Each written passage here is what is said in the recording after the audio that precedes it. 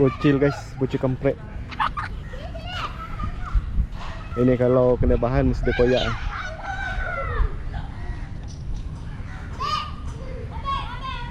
Sepatutnya kau bawa air kuning, baju kau kuning.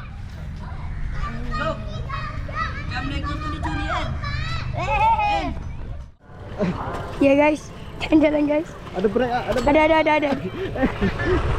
Hati-hati. Piwit. Ada deh. Pernah macam ni kalau kena. Dek. Jap. Dah ada tempat pijak Kena semacam nak beli totok je. Tapi batang tak panjang. Dah ada totok satu. Mana? Ni rosak nanti batang Rosak tak. nanti kena dua belah. Tunggu beli lagi tu. Penat macam ni. Kangkang. Okay guys, kita jalan-jalan petang guys. Dia kata Boleh bawa apa? tak kali style. Kau bawa. Gilong. Aduh, gilong kayu.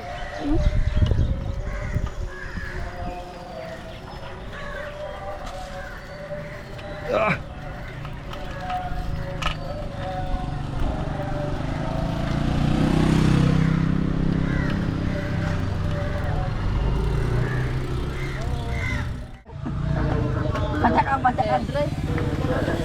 Boleh pinjam. RM5 sekali kayu. Nanti kan masuk TikTok. Sekali kayu RM5. Kaya aku kalau macam tu. Kayu tolak je.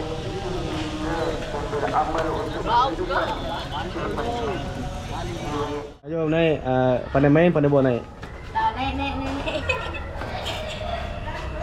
Cepatlah. Buat lagi. Asal tak guna seat bengkok je ni. Batang seat bengkok ni. Tak nak. Nanti dia bontot aku bengkok. Salah.